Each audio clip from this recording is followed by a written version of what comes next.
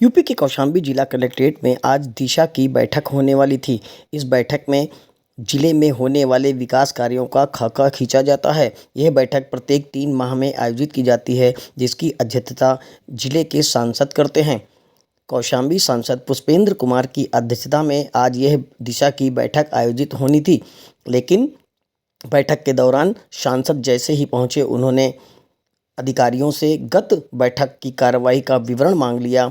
जब अधिकारी इस विवरण को उपलब्ध नहीं करा पाए तो उन्होंने दिशा की बैठक को ही निरस्त कर दिया और अधिकारियों से कहा कि 1 हफ्ते के अंदर यह बैठक पुनः कराई जाए, जिसमें आप कंप्लीट विवरण लेकर के उपस्थित हों।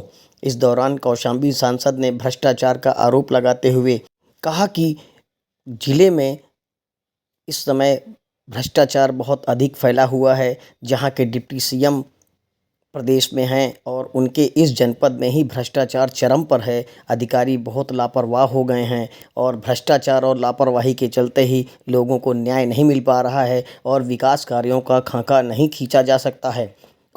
सांसद ने डिप्टी सीएम पर भ्रष्टाचार को संरक्षण देने का आरोप लगाया है। दिशा की बैठक थी, जिले की सबसे बड़ी बैठक। आज कोई कार्रवाई नहीं हुई क्योंकि अधिकारी के द्वारा गत कार्रवाई को प्रेषित नहीं किया गया सदन के समस्त, और यही कहा गया कि हमने हस्ताक्षर नहीं किए इसलिए गत कार्रवाई नहीं हुई। ऐसी बड़ी कमेटी की बैठक जितनी भी होती है उसकी गंभीरता मुझे लगता है कि यहाँ के अधिकारी समझते नहीं हैं।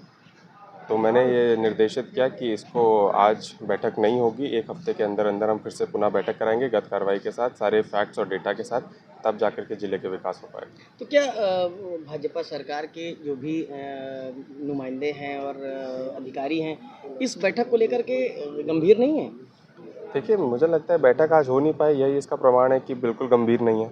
उनको लगता है कि बैठक का जो अध्यक्ष है या फिर जिलाधिकारी या अपर लेवल के जितने अधिकारी हैं, उनको वो कुछ भी कह कर के भ्रमित कर सकते हैं। लेकिन हम जानते हैं, जानकार लोग हैं, और जिस तरीके से ये लापरवाही आज की गई है, ये दंडित करना चाहिए उनको।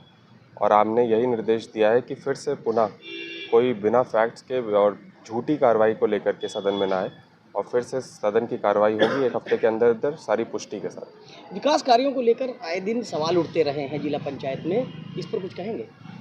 देखिए, चाहे पंचायती में हो, चाहे हर विभाग में हो, हमारे ज़िले में सब में भ्रष्टाचार है और खुलेआम भ्रष्टाचार फैला हुआ है। किसी का काम नहीं हो रहा। 5,000 से लेकर के 30-30, 50-50 हज़ार की बोली लग रही है और नीचे स्तर से लेकर के ऊपर स्तर तक ये भ्रष्टाचार फैला हुआ है। आज किसी को भी अपना काम करवाना है तो भ्रष्टाचार के ऊपर से नहीं जा सकता, वो भ्रष्टाचार के अंदर अंदर उसको जाना पड़ेगा, पैसे दे करके तब जाके उसका काम होगा जल्दी, वरना काम नहीं होगा।